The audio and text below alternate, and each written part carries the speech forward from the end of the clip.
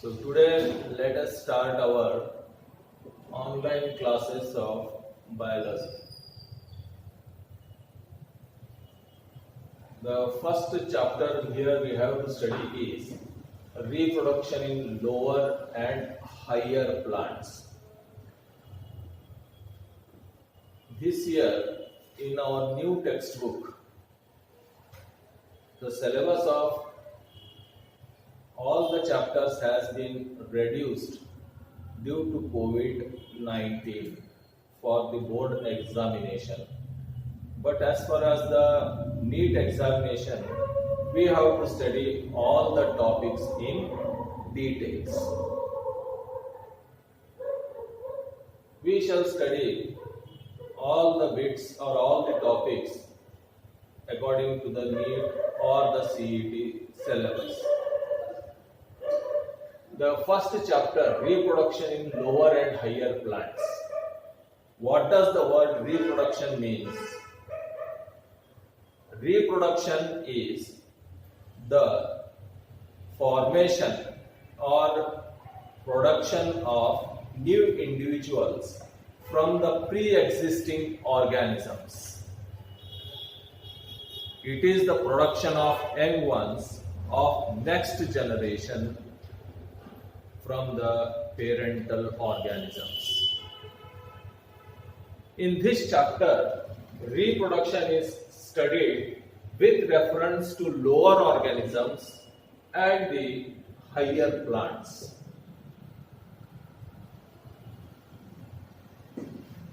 According to these organisms, reproduction mainly can be divided into two types: asexual reproduction and sexual reproduction. What is asexual reproduction? The reproduction which takes place without the formation and fusion of gametes is known as asexual reproduction. It is uniparental, or only one structure is involved in the process. During asexual reproduction, all the organisms produced are genetically identical. All of them are similar. No variation occurs. So therefore, the organisms formed through asexual reproduction do not show variation and evolution. It requires only one kind of cell division, that is mitosis. And as it does not involve the formation and fusion of gametes, it is known as apomixis, means without mixing of gametes. Apomixis is the technical term used for asexual reproduction. Asexual reproduction is mostly common in lower organisms. Maybe the plant type or animal type, many of them show asexual reproduction. Here there are some of the examples of asexual reproduction according to our textbook. There are many other types also which are not given in our textbook, but we will strictly follow the types given in this textbook: fragmentation, budding, spore formation, binary fission, conidia, gemmules. These are some of the common types of asexual reproduction which occur in lower organisms. Now, what do you mean by lower organisms? Most of the protozoans, algae, fungi, all these are included in lower organisms. And all such lower organisms show these different types of asexual reproduction, and it is also a common type of asexual reproduction. The first one, fragmentation. In fragmentation, the parent organism such as the algae filaments or the filaments of fungi, when they are cut into small pieces, each piece or each fragment has the capacity to grow and develop into a new individual. So in such a way, the fragments produce many number of plants or many number of organisms.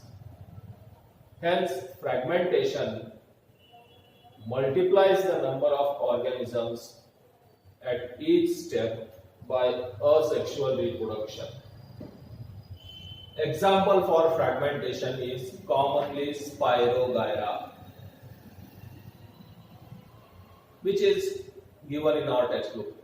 There are many different, hundreds of examples we can give, but the examples which are given in the textbook, we have to by heart them, learn them, and always we have to give importance to write the examples in the examination. Second is budding. Budding is a common feature of asexual reproduction in yeast, hydra, etc., where during this process the nucleus first divides into many nuclei and the cytoplasmic content also gets changed and divided, moves towards the periphery and forms small buds on the surface. These small buds contain little amount of cytoplasm and a nucleus in them. These buds formed on the surface of the organism as shown in this diagram, when get detached from the parent organism, they function as a separate individual. So this is how the number of organisms can be increased by budding in case of hydra or yeast. The common example given and the diagrammatic representation given in our textbook is of yeast, the unicellular fungus. Yeast is a fungus, unicellular fungus. Then the third type, spore formation. It is also one of the most common type of asexual reproduction. The spore formation takes place in algae, all the different fungi, different algae, many other bryophytes as well as many other organisms, where the cytoplasmic content and the nucleus within a single cell get divided and form small structures called spores within a cell. These spores when formed within a cell, then the spore forming cell is generally known to be as sporangium. It may be called as zoosporangium, just sporangium. And in this sporangium or zoosporangium, spores are formed. These spores are later released out of the sporangium, and each spore now develops into a new organism. In our textbook, the diagram given is of Chlamydomonas, which has the cell or sac called as zoosporangium. It forms flagellated motile spores in it and releases the flagellated motile spores out into the water, surrounding water. The flagella are made for movement of the new organisms within the water. Not only zoospores, many different kinds of spores are produced for asexual reproduction. Here, according to our textbook, the example of Chlamydomonas with reference to zoospores, the flagellated spores is given for the reference. Now, besides spore formation, budding, fragmentation, There are also other different types which we call them as binary fission, then conidia, gemmules, etc. Binary fission is a common type of asexual reproduction in which a single cell divides into two daughter cells without any elaborate stages in it, detailed stages in it. Such a kind of fission or binary fission is a primitive type of cell division, can be also called as asexual reproduction in unicellular organisms, commonly seen in Amoeba paramecium. Conidia is another type of asexual reproduction. These are also kind of spores itself. But as conidia is the major type of spore formation in most of the fungi, it is also an important asexual reproducing structure. These conidia or conidiospores are commonly seen in the fungi, and the example which we have to learn here is of penicillium. The fungus penicillium reproduces with the help of conidia. Not only penicillium, many fungi. Another one is given gemmule. It is also a kind of asexual reproduction which is studied mostly in sponges. So, fragmentation, budding, spore formation, binary fission, conidia, gemmules, and many other types of asexual reproductions are seen in lower organisms, and these are the main methods of reproduction in them. The most important in all these different types, 1, 2, 3, 4, 5, 6 types is, we have to remember the examples given in the textbook. Fragmentation, Spirogyra, budding, yeast, spore formation by zoospores, Chlamydomonas, binary fission, Amoeba paramecium, conidia, penicillium, gemmules, sponges. All these types, we study it in lower organisms, algae, fungi, protozoans, etc. The second step with reference to asexual reproduction is of vegetative propagation. Vegetative propagation is a kind of asexual reproduction which is studied in higher plants. These 6 types in lower organisms, vegetative reproduction in higher plants. Now, what is vegetative reproduction or vegetative propagation? What does the word vegetative means? In the 11th standard, we have studied that the plants consist of mainly 2 parts according to their reproductive character or vegetative characters. The plant parts which are meant for the nutrition and growth are the vegetative parts in the plants, and the plant parts which take up the process of reproduction are the reproductive parts. So nutrition, growth and developing parts are the vegetative parts. The parts which help in reproduction, sexual reproduction or any other reproduction are the reproductive parts.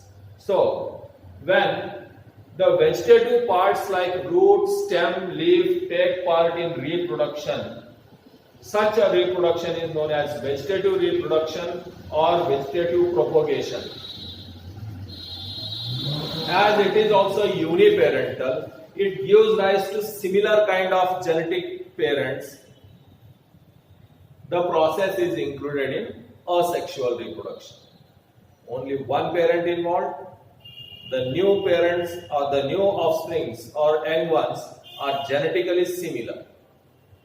one parent, genetically similar plants, no variation, all such is included in asexual reproduction. Hence, the reproduction in higher plants through roots, stem and leaves, called as vegetative propagation or vegetative reproduction, is also a kind of asexual reproduction. In our 11th standard also, we have studied many different types of propagations. The propagation by root, propagation by stem, propagation by leaves. Many examples are given in our textbook, different examples. Those examples have to be learned by hearted, and activity is also given within the textbook of the previous knowledge which we have studied in 11th standard. So by heart all those names which are given in the textbook, the reproduction or propagation which occurs through root, examples may be of different types, all those examples have to be learned. Stem also has some examples, in leaf also, in leaf bryophyllum, colloquy, stem, the rose cuttings, then China rose example is also there, sugarcane also is common example, Sansevieria in roots is there, so all the examples learn it. Cutting, grafting and tissue culture are the examples or the types of vegetative propagation in higher plants which we have to study here in little details. What is cutting? Any plant part, vegetative part, maybe the root, stem, leaf, when cut into small fragments or pieces, each cutting can be made to grow into a new plant. Now this process, the cutting, grafting and tissue culture, these are the artificial types of vegetative propagation. Naturally also they may occur, but here it has been studied strictly with reference to artificial vegetative propagation. Now what does this, how to differ these natural and artificial methods? The natural methods occur in nature without the interference of human beings or without the techniques of human beings.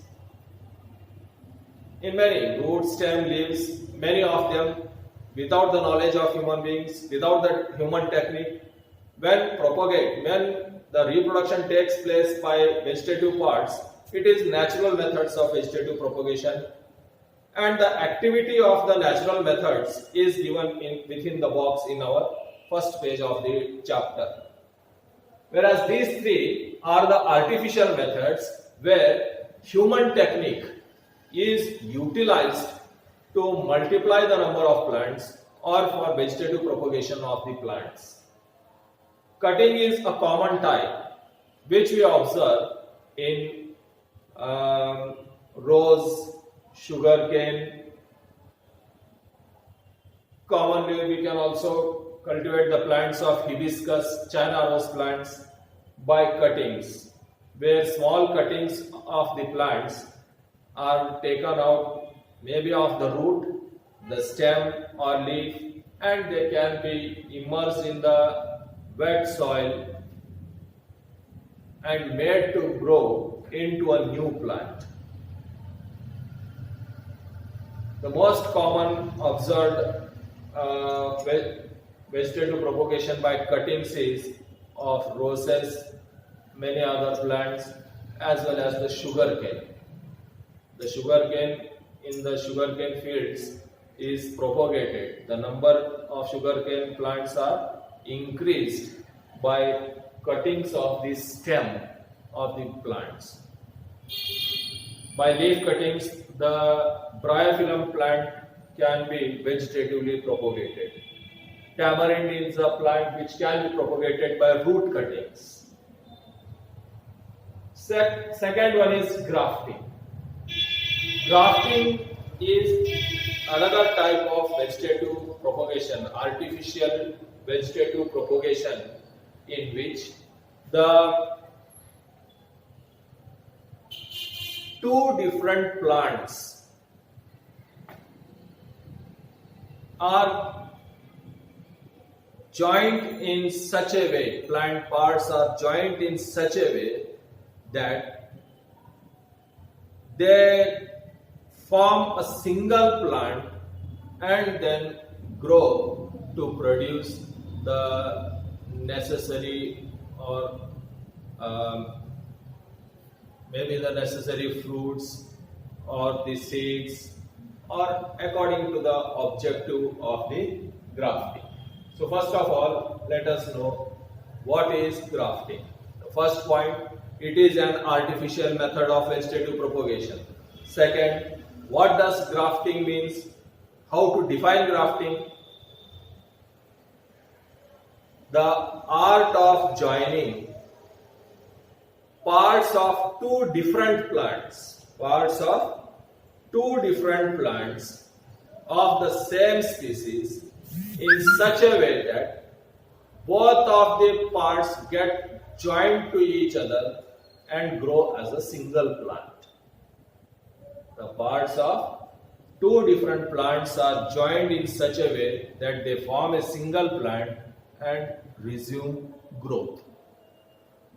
Now, what is the significance of such joining the plant parts of two different plants of the same species? Here the detailed explanation can be studied by looking into the diagrammatic representation.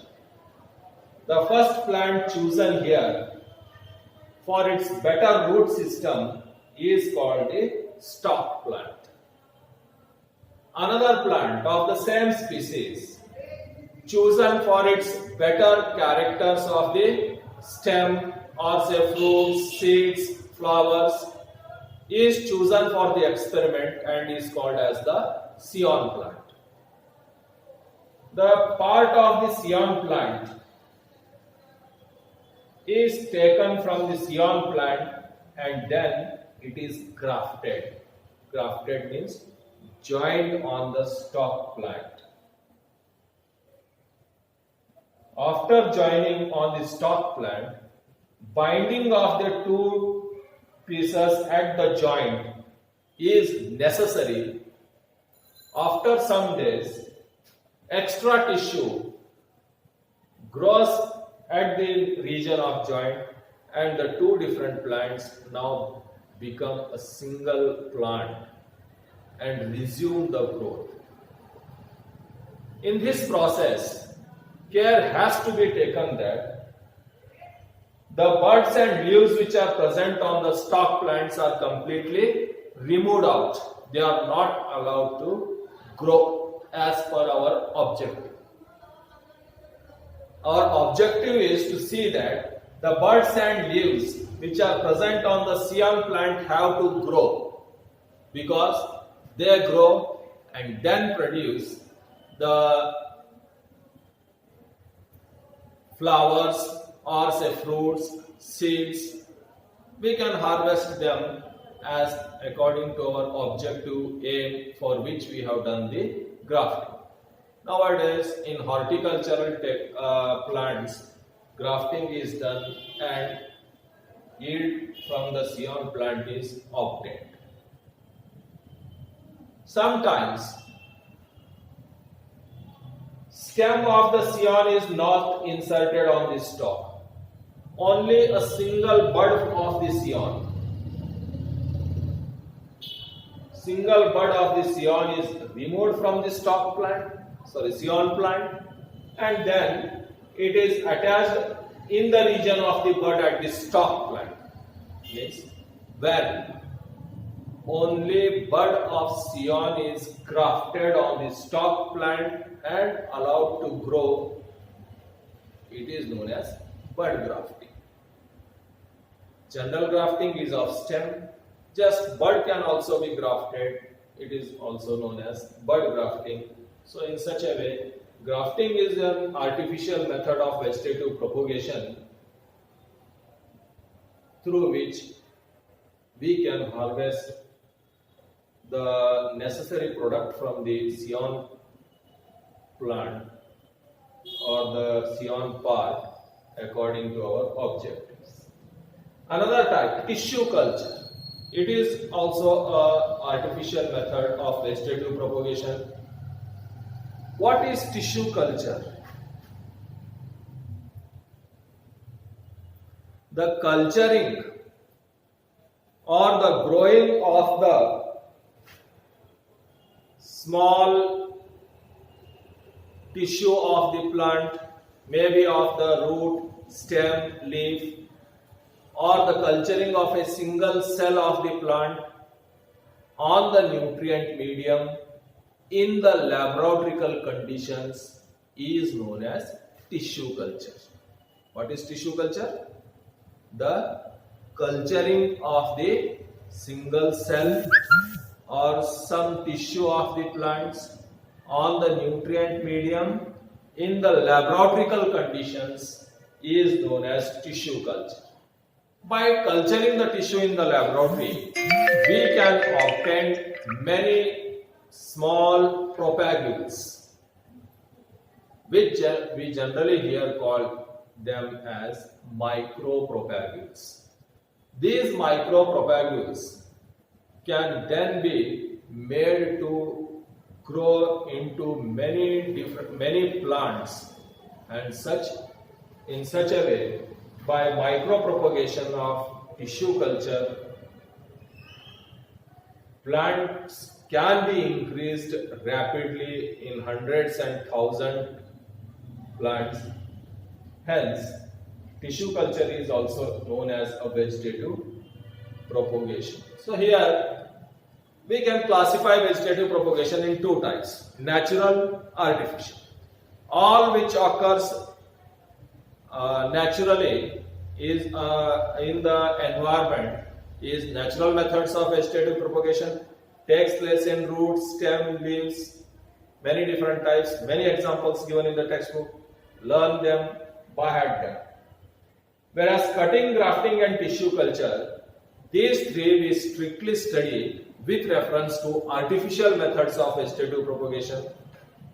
For artificial methods of vegetative propagation also, there are examples given. All the examples have to be learned according to the type. So, these are the different types of asexual reproduction. The upper 6, 1, 2, 3, 4, 5, 6 are of the lower organisms such as the algae, bryophytes, fungi, protozoans, amoeba, paramecium, sponges. Whereas this different vegetative reproduction or vegetative propagation is not for the lower, it is for higher plants. And that too, vegetative propagation may be natural as well as artificial. Natural we do not have to study in details, just examples are given, learn them. Whereas these three are to be studied in artificial methods of vegetative propagation, where man-made technique or scientific techniques are used for the process. Next comes the sexual reproduction. Now, what is sexual reproduction? The reproduction which takes place by the formation and fusion of gametes to form a diploid zygote is known as sexual reproduction. Sexual reproduction involves two parents or maybe single parent with two different structures, whereas asexual reproduction is uniparental. Asexual reproduction requires only mitosis. Sexual reproduction requires both the cell division, mitosis as well as meiosis. Asexual reproduction, the technical term is apomixis, whereas for sexual reproduction, the technical term is amphimixis. The sexual reproduction here is studied with reference to higher plants in this chapter. Now, in higher plants, for sexual reproduction, which are the structures produced? The main structures produced for sexual reproductions are the flowers. Flower is a structure, the organ produced in flowering plants for sexual reproduction. How to define a flower? The structure which is mainly developed or designed for the process of sexual reproduction is called flower. We have studied all the structures related to flower, parts of a typical flower in 11th standard.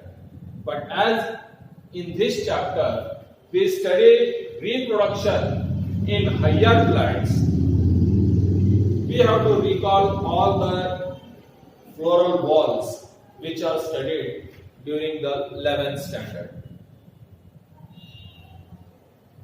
These are the different, this is the structure of the flower. The different parts of the flower are pedicel, thalamus and these floral walls. Of these different floral walls, calyx and corolla are accessory walls. Androecium and gynoecium are essential walls. Androecium is the male reproductive wall. Gynoecium is the female reproductive wall. The male reproductive wall, androecium, consists of the structures called as stamens. The female reproductive wall, gynoecium, consists of the carpels. In androecium, the stamens consist of filaments and anthers. The anthers are the fertile structures which play a major role in the formation of the male gametes. In gynoecium, the carpel consists of ovary, style and stigma, of which the ovary is the main structure consisting of ovule. Within the ovule, female gamete is produced. In the anthers, the anthers are responsible for the formation of male gametes, whereas the ovule is responsible for the formation of female gametes, which are the basics in the flowers which later lead to the process of sexual reproduction and the formation of zygote, followed by embryogenesis, formation of seeds, etc. We have to study in detail regarding the sexual reproduction in flowering plants of the flowers. So today we shall stop here, and the details of the flower and the sexual reproduction we will study in the next period. Thank you.